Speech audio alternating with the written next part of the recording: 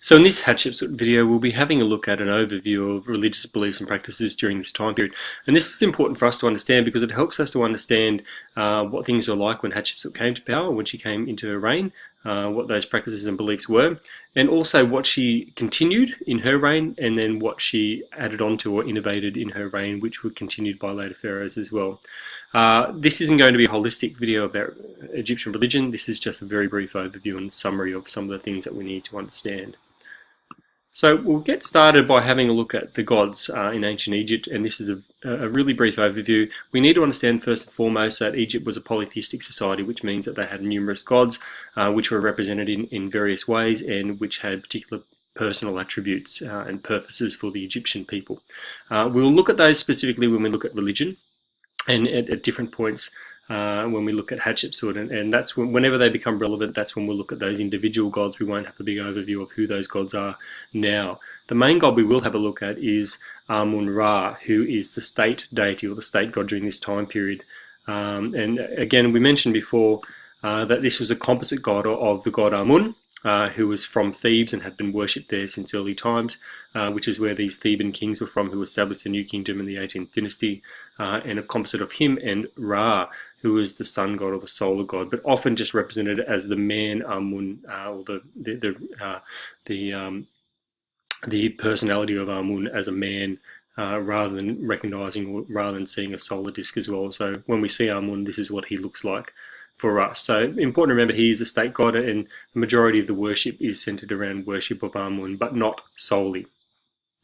The next thing we need to understand is temples in this time period, and there were a number of temples, but this is by far the most significant one. This is the temple complex, which is at Karnak, which is just outside of Thebes, which is where the capital of the New Kingdom period was. This was where the sanctuary of Amun was kept, and a number of other temples and sanctuaries for various gods, very much focused on the god Amun. And Hatshepsut had a number of innovations and a number of building projects in the Karnak temple complex, which we need to understand and learn about through this time period.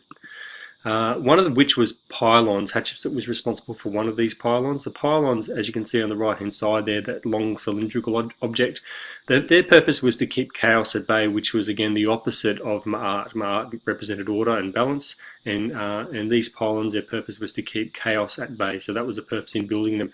They also formed what we'd call a gateway, so they provided a direction for a procession during a religious ceremony or a festival. We also have sanctuaries, and we have the sanctuary of Amun at the temple at Karnak, the temple complex at Karnak, and that is where the statue, the image of the god, was housed. And you can see here that at certain festivals that statue would be taken out, the representation of Amun would be taken out and processed on what's called a bark. Not B-A-R-K, but B-A-R-Q-U-E. And we can see an image of one up here. I'll use the cursor. You can see a boat-like shape here. It's kind of like a boat, but carried by people in a procession, and we see that in a number of different festivals, which we'll mention in a minute.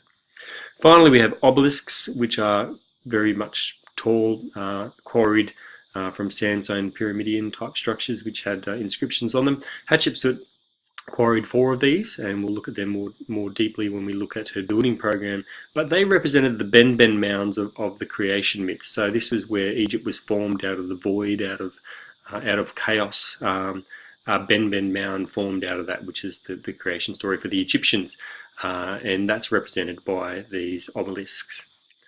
And finally, festivals. Festivals are a very important part of religious practice during this time period, and we'll look more at that when we look at religion itself.